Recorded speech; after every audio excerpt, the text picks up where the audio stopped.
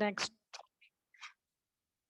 your next topic in the urinary system is physiology of urine formation. अभी तक हमने जो देखा था वो हमने एनाटॉमी वाला पार्ट देखा था कि इसके अंदर कौन कौन से ऑर्गन्स होते हैं। फिर हमने किडनी के बारे में स्टडी करी थी, किडनी का स्ट्रक्चर स्टडी किया था, इंटरनल एंड एक्सटर्नल। एंड उसकी जो फंक्शनल यूनिट है जो कि वर्क करती है यूरिन फॉर्मेशन का, वो है नेफ्रॉन, जिसके आपने 3 पार्ट्स देखे, मतलब 2 पार्ट्स मेनली इसके अंदर होते हैं, रीनल कॉर्पुसल्स एंड रीनल ट्यूब्यूल्स। ठीक है, तो उनके ही थ्रू पूरा का पूरा आपका यूरिन जो होता है वो फॉर्म होता है और फिर वो किडनी से निकल के जाता है यूरेटर तक। तो किस तरीके से आपकी यूरिन जो होती है वो बनती है, वो प्रोसीजर हमें इसके अंदर डिस्कस करनी है। ठीक है, तो यूरिन जो है, आप वैसे तो आप लोगों ने ऑलरेडी 11th-12th में पढ़ा हुआ है कि नॉर्मली जो यूरिन होती है वो 3 प्रोसेस के थ्रू या 3 स्टेप्स के थ्रू गुजर के प्रिपेयर होती है। जैसे फर्स्ट स्टेप आपकी हो गई glomerular filtration, second one is tubular reabsorption, third one is tubular secretion. Glomerular filtration इसको क्यों बोला गया है? बिकॉज इसमें फिल्ट्रेशन की जो प्रोसीजर हो रही है वो ग्लोमेरुलस एपरेटस के अंदर हो रही है। मतलब ये ग्लोमेरुलस जो कैपिलरी लाइक स्ट्रक्चर होता है और इसके बाहर जो ये बोमेंस कैप्सूल होती है, यहाँ पे मेनली फिल्ट्रेशन की प्रोसीजर होती है, इसलिए हम इसको बोलते हैं ग्लोमेरुलर फिल्ट्रेशन। ठीक है, नेक्स्ट होता है ट्यूबुलर रीअब्सॉर्प्शन। ये जो प्रोसेस है ये कहाँ पे हो रही है? ट्यूब्स में हो रही है। और किस पर्टिकुलर ट्यूब्स में होती है? पीसीटी के अंदर। पीसीटी प्रॉक्सिमल कॉन्वोल्यूटेड ट्यूब्यूल होती है जो कि ग्लोमेरुलस के पास में होती है, इसलिए हम इसको बोलते हैं प्रॉक्सिमल कॉन्वोल्यूटेड ट्यूब्यूल। और यहाँ पे क्या होता है, जैसे ही आपने यहाँ से कुछ प्रोडक्ट, जो भी आपका ब्लड था वो फिल्टर हुआ, फिल्टर होने के बाद इसके अंदर कुछ अमाउंट में ऐसी चीजें होती हैं जो हमारी बॉडी को जरूरत होती है, तो वो एब्जॉर्व होनी होती हैं। तो वो क्या करती हैं, इसके पास में जो ये पेरीट्यूबुलर कैपिलरीज आ रही हैं, कैपिलरीज हैं ब्लड कैपिलरीज, और ये जस्ट ट्यूब के पास है, इसलिए इसका हम बोलते हैं पेरीट्यूबुलर कैपिलरीज। ठीक है, तो क्या होता है, धीरे धीरे ये इसके अंदर जो भी मटेरियल हमें हमारी बॉडी को जरूरत होती है वो वापस से उस फिल्टर ब्लड में से एब्जॉर्व हो जाता है, मतलब फिल्टर फ्लूइड में से एब्जॉर्व हो जाता है ब्लड में। ठीक है, फिर तीसरी स्टेप आती है आपकी tubular secretion. Tubular secretion means कि आपके अब इस ब्लड में क्या होता है, ये फिल्टर ब्लड है, अब ये फिल्टर ब्लड जो है इसके अंदर कुछ ऐसी चीजें रह जाती हैं जो आपकी बॉडी को रिक्वायर्ड नहीं होती हैं, जो आपकी बॉडी को नहीं चाहिए होती हैं, लेकिन फिर भी इसमें कुछ अमाउंट में वो रह जाती हैं क्योंकि उनकी साइज कम होती है, तो वो फिल्टर होके यहाँ से ब्लड में आ जाती है। तो वो क्या करती है, जो डिस्टल कॉन्वोल्यूटेड ट्यूब्यूल वाला पार्ट होता है वहां पे जाके वो सिक्रीट होती है। ठीक है, ट्यूबुलर सिक्रीशन जो है वो यहाँ पे होता है आपका डिस्टल कॉन्वोल्यूटेड ट्यूब्यूल में। और फाइनली जो आपका यूरिन बनता है जिसके अंदर सारे के सारे ऐसे कंटेंट होते हैं जो हमारी बॉडी को रिक्वायर नहीं होते हैं, सारे जो वेस्ट चीजें होती हैं वो कलेक्टिंग डक्ट के अंदर, ये यहाँ पे आपको ये जो दिख रहा है, it is known as the collecting duct, जहां पे आपकी यूरिन जाके कलेक्ट हो जाती है और फिर वो वहां से पास होती है थ्रू द यूरेटर। ठीक है, तो अब हम वन बाय वन डिस्कस करते हैं कि ग्लोमेरुलर फिल्ट्रेशन, ये तीनों चीजें डिटेल में हम डिस्कस करते हैं क्या होता है, कैसे होता है। ठीक है, एक डायग्राम ये देखिए आप, चलो इसको तो बाद में बता दूंगी मैं, पहले ये देखते हैं ग्लोमेरुलर फिल्ट्रेशन क्या होता है। तो आप जैसे डायग्राम में देखोगे तो आपको 2 तरीके की आर्टरीज दिखेंगी, एक होती है एफेरेंट आर्टरीज, एक होती है इफेरेंट आर्टरीज। एफेरेंट मतलब जो ब्लड को लाने का काम कर रही है, जो ब्लड को आपकी बॉडी से किडनी तक लेके आ रही है या ग्लोमेरुलस तक लेके आ रही है, उसको हम बोलते हैं एफेरेंट आर्ट्रियोल। और फिल्टर होने के बाद जो ब्लड बचता है या जो फिल्टर होने के बाद जो ब्लड आपके पास आता है, वो ब्लड एफिरेंट आर्ट्रियोल के थ्रू रिमूव होती है, वो एफेरेंट आर्ट्रियोल के साथ जाती है आपकी बॉडी के अंदर। ठीक है, मतलब ये ब्लड वापस से आपकी बॉडी के अंदर जाता है थ्रू द एफेरेंट आर्ट्रियोल। तो ये क्या होते हैं, यहाँ तक आपका आ रहा है पूरा का पूरा प्योर ब्लड। ठीक है, उसके बाद ये वेंस में जाने लग जाता है, इसको हम बोल रहे हैं वेंस।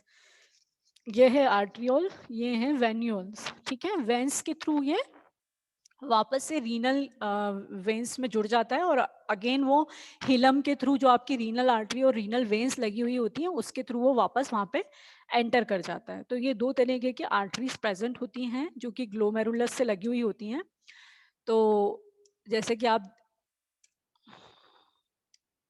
जैसे कि अपन देख रहे हैं कि नॉर्मली क्या होता है, एफेरेंट आर्टरीज जो होती हैं जो कि ब्लड लेके आ रही हैं उनका डायमीटर ज़्यादा होता है as compare to the efferent arteries.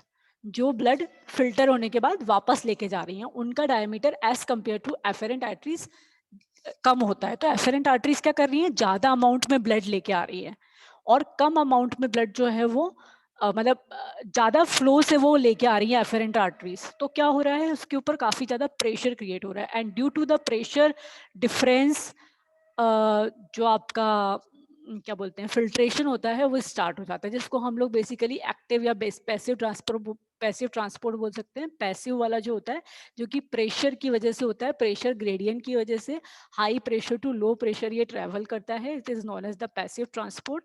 तो फिर फिल्ट्रेशन आपकी स्टार्ट हो जाती है। ठीक है, तो नॉर्मली अगर हम देखें तो एक दिन में आपकी बॉडी में 180 लीटर्स फिल्ट्रेट बनता है। मतलब आपका जो ब्लड है कितना फिल्टर होता है, अप्रॉक्स 180 लीटर्स पर डे। तो उस अकॉर्डिंग अगर हम GFR निकालें तो कितना निकलेगा, 125 ml पर minute. GFR is the glomerular filtration rate.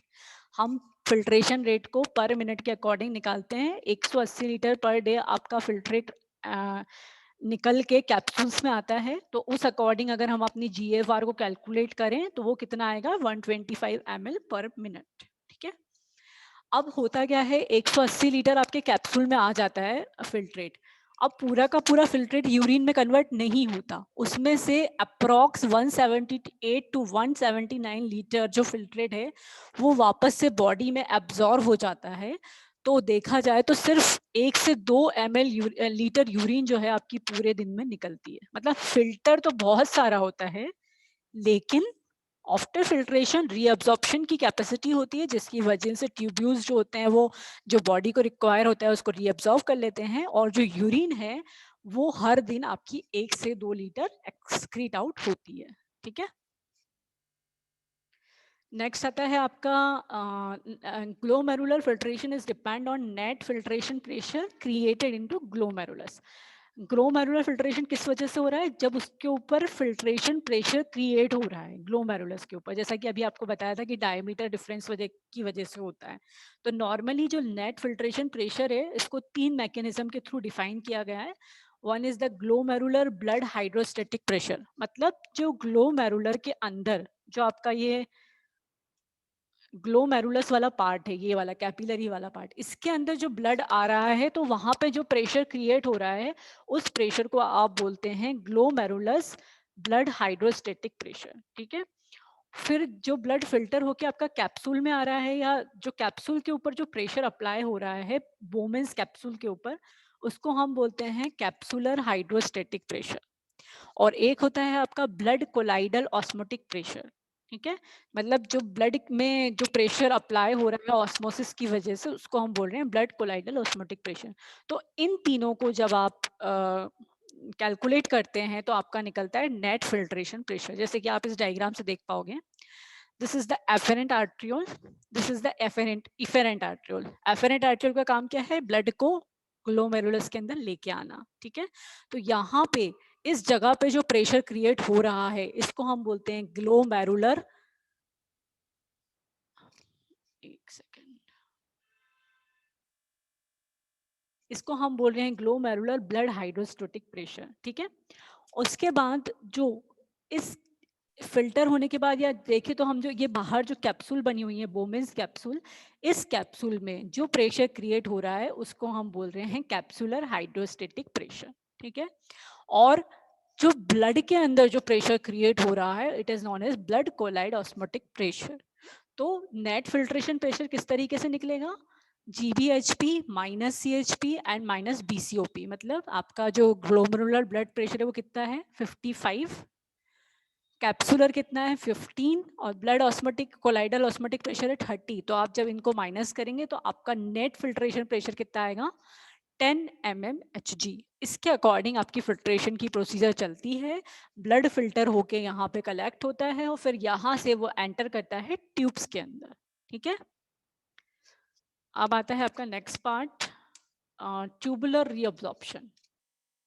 तो अभी हमने क्या पढ़ा कि ब्लड जो आपका है आपकी बॉडी में मतलब आपकी किडनी में एंटर किया, वहाँ पे उसका फिल्ट्रेशन हुआ ग्लोमेरुलस में, फिल्टर होके वो कलेक्ट हुआ आपका बोमेंस कैप्सूल में, और from the बोमेंस capsule it travels into the tubules. ठीक है, जो आपकी प्रॉक्सिमल कॉन्वोल्यूटेड ट्यूब्यूल है वहाँ पे वो एंटर करता है। तो देखा जाए तो 99% वाटर और कुछ मॉलिक्यूल्स जो फिल्ट्रेट में प्रेजेंट होते हैं वो वापस से रीअब्जॉर्ब हो जाते हैं प्लाज्मा में रीनल ट्यूब्यूल के थ्रू। ठीक है, 99% रीअब्जॉर्प्शन हो जाता है। जो कुछ छोटे मॉलिक्यूल्स उसके साथ में निकल के आ गए थे जो हमारी बॉडी को रिक्वायर्ड थे लेकिन किसी वजह से वो फिल्टर होके उसमें चले गए, तो वो रीअब्जॉर्प्शन की प्रोसीजर जो है वो चलती है पीसीटी के अंदर। ठीक है, तो in tubular reabsorption, water and solute moves from the tubular lumen back into the blood within a peritubular capillary.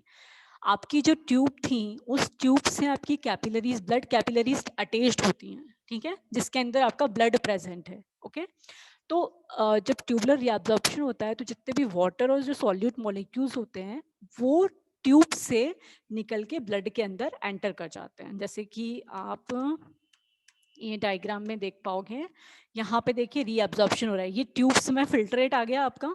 ये फिल्ट्रेट जो आया इसके अंदर कुछ अमाउंट में वाटर मॉलिक्यूल्स प्रेजेंट थे और कुछ अमाउंट में small molecule like sodium, amino acid, जिसकी हमारी बॉडी को रिक्वायरमेंट होती है। तो वो क्या कर रहे हैं, रीअब्जॉर्ब हो रहे हैं इस पर्टिकुलर कैपिलरी में। इस कैपिलरी को हम क्या बोल रहे हैं, पेरी ट्यूबुलर कैपिलरीज, क्योंकि ये पूरी ट्यूब्स के अराउंड में कनेक्टेड होती हैं, ट्यूब से लगी हुई होती हैं, इसलिए हम इसको बोलते हैं पेरी ट्यूबुलर कैपिलरीज। तो यहाँ पे आपकी प्रोसीजर होती है रीअब्सॉर्प्शन की। ठीक है, यहाँ पे क्या होता है कि जितने भी सॉल्यूट्स होते हैं like glucose, amino acids, urea, anions, cations, जो हमारी बॉडी को कहीं ना कहीं रिक्वायर्ड होते हैं वो एब्जॉर्ब हो जाते हैं, रीअब्जॉर्ब हो जाते हैं through the active and the passive mechanism. You already know about the active and the passive transport. Active transport जिसके अंदर आपको एनर्जी की रिक्वायरमेंट होती है, जिसका मूवमेंट होता है low concentration to high concentration, और पैसिव मैकेनिज्म में जिसमें एनर्जी की रिक्वायरमेंट नहीं होती है, मूवमेंट होता है higher concentration to the lower concentration.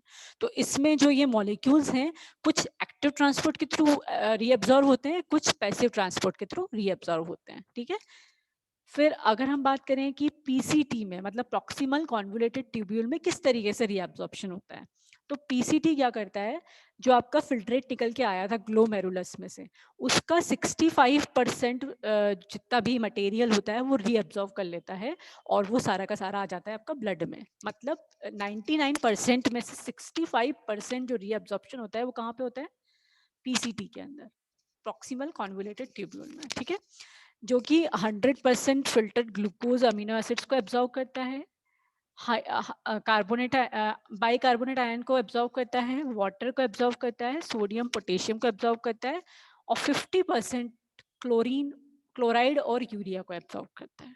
ठीक है, urea is a waste product, लेकिन थोड़े अमाउंट में तो हमारी बॉडी को उसकी रिक्वायरमेंट होती है, तो वो उसको कुछ अमाउंट में रीअब्जॉर्ब कर लेता है। ठीक है, 50% रीअब्जॉर्ब करता है, 50% को वो ग्लोमेरुलर फिल्ट्रेट में ही रहने देता है। अब आपका जो भी फिल्ट्रेट निकला उसमें से आधा पोर्शन तो पीसीटी ने एब्जॉर्व कर लिया। ठीक है, अब कुछ जो बच गया था वो कहाँ पे जाके एब्जॉर्व होता है, आपका लूप ऑफ हेनले में। 65% जो कंटेंट था या वाटर था वो पीसीटी में रीअब्जॉर्व हो गया। बचा हुआ जो फ्लूइड था या बचा हुआ जो फिल्ट्रेट था वो लूप ऑफ हेनले के अंदर एंटर करता है। ठीक है, तो the chemical composition of the fluid is different from the blood plasma as well as glomerular filtrate. यहाँ पे आने के बाद उस फिल्ट्रेट का जो कंपोजिशन होता है वो थोड़ा सा चेंज हो जाता है, क्योंकि उसके अंदर से काफ़ी सारी चीज़ें रीअब्जॉर्व हो चुकी हैं पीसीटी में। तो देखा जाए तो यहाँ पे आके जो आपका मतलब जो आपका फ्लूइड बनता है वो नॉर्मली लिक्विड ज़्यादा होता है, उसमें कंसंट्रेशन जो सॉल्यूट्स का होता है वो बहुत कम होता है, ठीक है। लूप ऑफ हैनले लगभग 30% फिल्टर्ड पोटेशियम को एब्जॉर्व करता है, सोडियम को एब्जॉर्व करता है, क्लोराइड को और फिल्टर्ड वाटर को, मतलब कि कुछ बचा हुआ अमाउंट जो कि पीसीटी ने एब्जॉर्व नहीं किया था वो एब्जॉर्व करता है आपका लूप ऑफ हैनले, ठीक है।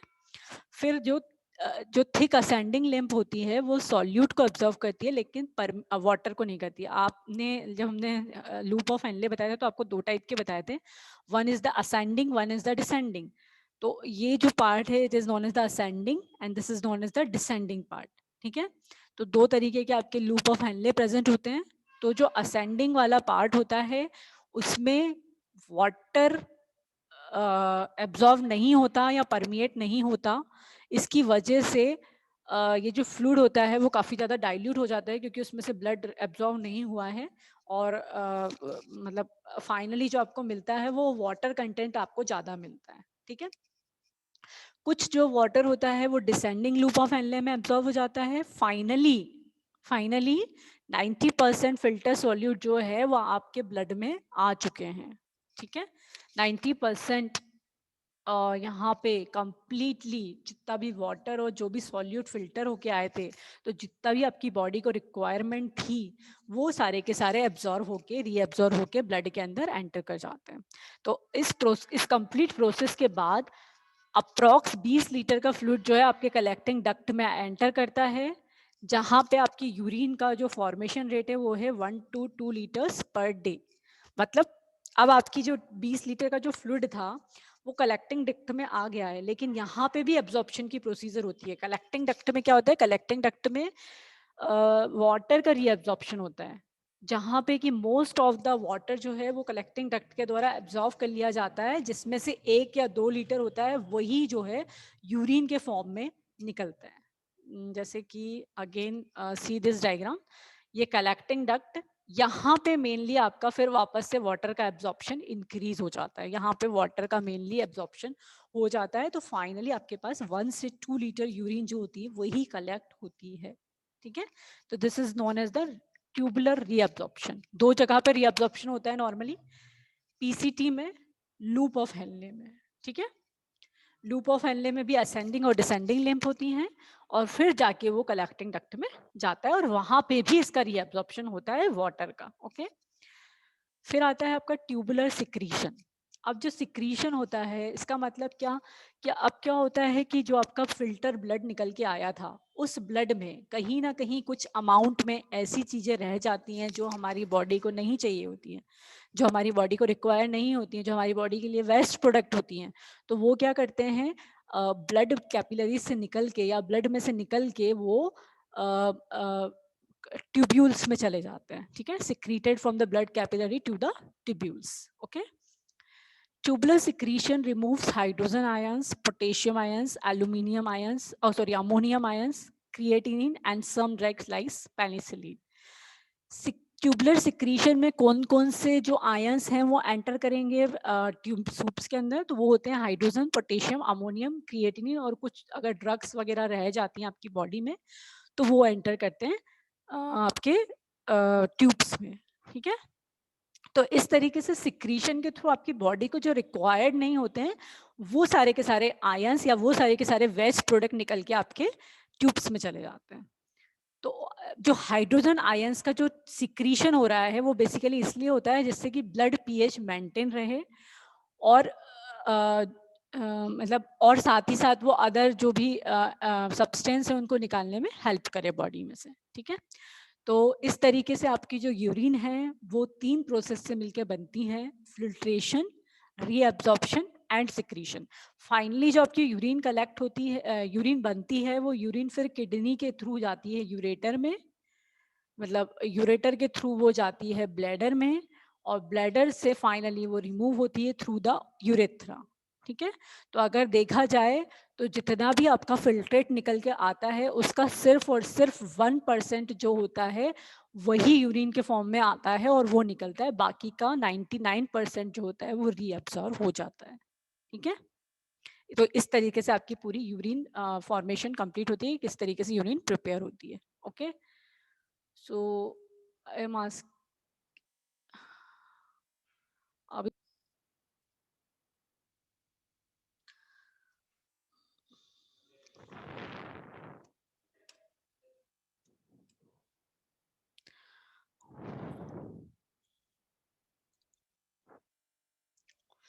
नेक्स्ट ये आपकी पोजीशंस दी हुई हैं कि कहाँ पे फिल्ट्रेशन होता है, कहाँ पे रीअब्जॉर्प्शन और सिक्रीशन होता है और कहाँ पे यूरिन की प्रोसेसिंग होती है। तो कलेक्टिंग डक्ट में आपकी यूरिन प्रिपेयर होती है और फाइनली यहाँ से यूरिन जो है वो निकल के जाती है यूरेटर में और यूरेटर के थ्रू एंटर करती है यूरिनरी ब्लैडर में। तो अब हम देखते हैं यूरेटर क्या होता है। यूरेटर्स बेसिकली एक ट्यूब लाइक स्ट्रक्चर्स होते हैं जो दोनों तरफ पाए जाते हैं यूरिनरी ब्लैडर का, मतलब किडनी से निकलते हैं और यूरिनरी ब्लैडर तक पहुंचते हैं। ठीक है, और ये यूरेटर्स की जो लंबाई होती है वो 10 to 12 इंच होती है, जो कि वर्टिबल कॉलम के दोनों साइड में उसके पैरेलली निकल रहे होते हैं। और ड्यू टू द ग्रेविटी जो ड्यू टू द ग्रेविटी जो यूरेटर से यूरिन जो है वो पास हो जाती है और वो यूरिनरी ब्लैडर के अंदर एंटर कर जाती है। ठीक है, और जो यूरेटर्स का एंड होता है वो स्लाइटली यूरिनरी ब्लैडर के अंदर सील होता है थ्रू द यूरेट्रोवेसिकल वॉल्व। और ये वॉल्व जो होता है इसका मेन काम होता है जो यूरिन किडनी से यूरिनरी ब्लैडर तक आई है उसके बैक फ्लो को प्रिवेंट करता है, ताकि वो वापस से चली ना जाए, उसको रोकने के लिए ये वॉल्व यहाँ पे प्रेजेंट होता है। ठीक है, और हर 10 से 15 सेकंड में यूरिन जो है वो किडनी से बनती है और आती रहती है यूरिनरी ब्लैडर में। ठीक है, फाइनली यूरिनरी ब्लैडर जब फुल होता है तो आपका यूरिनेशन होता है थ्रू द यूरेथ्रा। ठीक है, this is the urinary bladder. इसके अंदर देखिए ट्राइंगल शेप्ड का एक ऑर्गन होता है आपका। तो अ, इसमें जो नॉर्मली जो स्ट्रक्चर है इसमें ट्राइगोन स्ट्रक्चर प्रेजेंट होता है। आप देख रहे हो ये 3 ओपनिंग होती है, इसकी ट्रायंगुलर एरिया होता है ट्राइगोन, जो कि जिसमें कि आपकी 3 ओपनिंग होती हैं। 2 यूरिनरी यूरी क्या बोलेंगे उसको, यूरेटस की ओपनिंग्स होती हैं और एक जो ओपनिंग होती है वो जो यूरेथ्रा के अंदर एंटर कर रहे हैं वो ओपनिंग होती है। तो ये तीनों को मिलके बनता है ट्राइगोन। ठीक है, और नॉर्मली फीमेल में as compared to male store करने की कैपेसिटी थोड़ी सी कम होती है, बिकॉज उसके जस्ट ऊपर वाले पार्ट में यूट्रस प्रेजेंट होता है जो कि उस पर थोड़ा प्रेशर अप्लाई करता है, जिसकी वजह से यूरिनरी ब्लैडर की जो मसल्स होती हैं वो स्ट्रेच जल्दी हो जाती हैं as compared to the male. ठीक है, नेक्स्ट आता है आपका part urethra. Urethra, you know about the urethra which is the tube जिसमें से आपकी जो यूरिन है वो ब्लेडर के थ्रू निकल के बाहर तक जाती है। तो नॉर्मली जो मेल यूरेथ्रा होता है वो as compared to female urethra तो बड़ा होता है। Male urethra is 2 inches and male urethra is 8 to 10 inches and female urethra is 2 inches. और इस जो यूरिन का जो फ्लो है यूरेथ्रा के थ्रू वो 2 तरीके की स्पिंक्चर मसल्स के द्वारा कंट्रोल होता है। आप जैसे देखोगे यहाँ पे 2 तरीके की मसल प्रेजेंट होती है, इंटरनल यूरेथ्रन स्पिंक्चर और एक्सटर्नल यूरेथ्रा स्पिंक्चर। ठीक है, तो ये दोनों जो स्पिंक्चर्स होते हैं इनकी वजह से ही आपका जो यूरिन है वो यूरिनरी ब्लैडर से निकल के यूरेथ्रा में आता है एंड यूरेथ्रा से निकल के वो बाहर जाता है। ठीक है, तो ये जो फ्लो होता है वो कंट्रोल होता है इंटरनल और एक्सटर्नल यूरेथ्रल स्पिंक्चर मसल्स के थ्रू। तो जो इंटरनल स्पिंक्चर होता है वो स्मूथ मसल का बना हुआ होता है और वो इनवॉलेंट्री वर्क करता है, मतलब इसमें आपका कोई लेना देना नहीं है। यूरिनरी ब्लैडर से इंटरनल स्पिंक्चर जो ओपन होता है तो वो यूरेथ्रा में आपकी यूरिन आ जाती है। लेकिन फ्रॉम द इंटरनल स्पिंक्चर आपको अगर वॉशरूम जाना है, आपको सेंसेशन आता है, तो फिर आपका ब्रेन जो होता है वो मैसेज प्रोवाइड करता है कि आपको वॉशरूम जाना है नहीं जाना है। अगर आपके लिए प्रॉपर जगह होती है अवेलेबल तो आप जाते हैं, अगर नहीं होती है तो आप उसको कंट्रोल करके रखते हैं। तो ये जो एक्सटर्नल है वो जो इंटरनल है वो हमारे ऊपर वर्क नहीं करता, लेकिन जो एक्सटर्नल होता है उसको हम कंट्रोल में कर सकते हैं। समझ रहे हो, इंटरनल पे हमारा कोई बस नहीं चलता है, वो इन्वॉलेंट्री ओपन हो जाता है। जैसे ही वो ओपन होता है तो हम लोगों को सेंसेशन आ जाता है कि अब हमें यूरिनेशन के लिए जाना पड़ेगा। ठीक है, और जो एक्सटर्नल स्पिंक्चर होता है वो तभी अलाउ करता है जब आपके ब्रेन से मैसेज आएगा, तभी वो ओपन होगा एंड देन यूरिनेशन होगा। अगर आपके पास में पर्टिकुलर कोई पोजीशन नहीं है कि आप अभी नहीं जा सकते हो, तो वो एक इनहिबिटरी एक्शन आता है और वो इनहिबिटरी एक्शन आपकी यूरिनेशन को डिले कर देता है। ठीक है, तो this is all about the urethra. अब अब हमारा जो नेक्स्ट टॉपिक है मिक्चुरेशन रिफ्लेक्स है, जो हम नेक्स्ट क्लास में discuss. Excrete them in urine. Also maintain constant volume and composition of the blood, or homeostasis. Blood enters the kidney via the renal artery, which divides into smaller arteries, then arterioles. The arterioles get into contact with functional units of the kidney called the nephrons. This is where blood filtration and urine formation take place. The filtered blood then passes through a series of veins and exits the kidney via the renal vein. The urine is collected in collecting ducts and leaves the kidney via the ureters. Each kidney contains over 1 million nephrons. A nephron consists of two major parts, a glomerular capsule, or Bowman's capsule, and a long renal tubule. Renal tubules of several nephrons connect to a common collecting duct. There are 3 steps in the formation of urine: glomerular filtration, tubular reabsorption and secretion, and water conservation. Blood enters the Bowman's capsule via the afferent arteriole, passes through a ball of capillaries called the glomerulus, then leaves via the efferent arteriole. The afferent arteriole is significantly larger than the efferent arteriole, creating a blood flow with a large inlet and small outlet. As a result, the blood hydrostatic pressure in these capillaries is much higher than usual. Hydrostatic and osmotic pressures drive water and solutes from blood plasma through a filtration membrane into the capsular space of the nephron. The filtration membrane acts like a sieve, allowing only small molecules to pass through. These include water, inorganic ions, glucose, amino acids, and various metabolic wastes such as urea and creatinine, and make up the glomerular filtrate. The amount of filtrate produced per minute is called glomerular filtration rate, GFR. GFR is kept at a stable value by several feedback mechanisms within the kidneys, known as renal autoregulation. GFR is also under sympathetic and hormonal control. GFR regulation is generally achieved by constriction or dilation of the afferent arteriole, which causes the glomerular blood pressure to fall or rise, respectively. In a healthy person, the total filtrate volume amounts to between 150 and 180 liters a day. However, only about 1% of this is excreted as urine. The remaining 99% is reabsorbed back to the blood as the filtrate flows through the long renal tubule.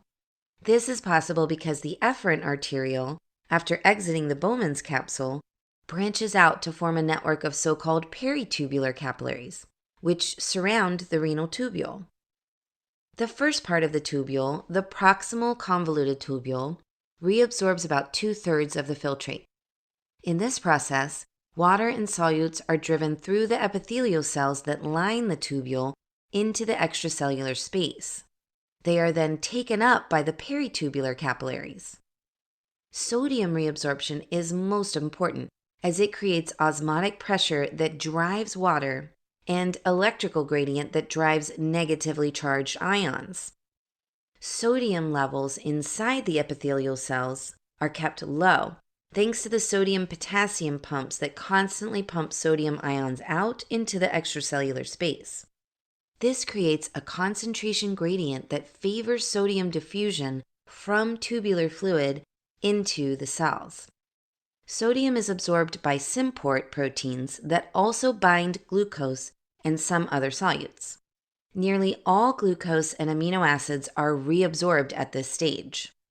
About half of nitrogenous wastes also reabsorb back into the bloodstream.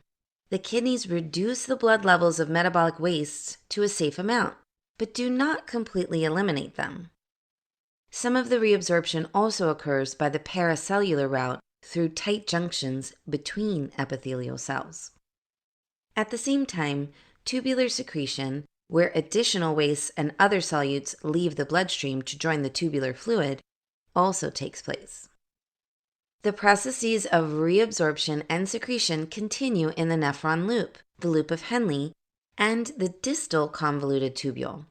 These parts of the tubule also have some other important functions. The main function of the loop of Henle is to create and maintain an osmolarity gradient in the medulla that enables the collecting ducts to concentrate urine at a later stage. The ascending limb of the loop actively pumps sodium out, making the medulla salty. The descending limb is permeable to water, but much less to sodium. As the water exits the tubule by osmosis, the filtrate becomes more and more concentrated as it reaches the bottom. The ascending limb, on the other hand, is permeable to ions, but not water. As a result, the filtrate loses sodium as it goes up and becomes more diluted at the top of the loop. The medulla is in equilibrium with the loop and hence has the same salinity gradient, saltier at the bottom. Reabsorption and secretion in the distal convoluted tubule are under control of various hormones. This is how the kidneys respond to the body's needs and adjust the composition of urine accordingly. The collecting duct receives tubular fluid from several nephrons. The main function of the collecting duct is to concentrate urine and therefore conserve water. This is made possible by the osmolarity gradient generated by the loop of Henle. As it gets saltier deep in the medulla, the filtrate loses water as it flows down the collecting duct. The collecting duct is also under hormonal control, so it can adjust the amount of reabsorbed water according to the body's state of hydration. For example, when the body is dehydrated, more water is reabsorbed back to the blood, and the excreted urine is more concentrated.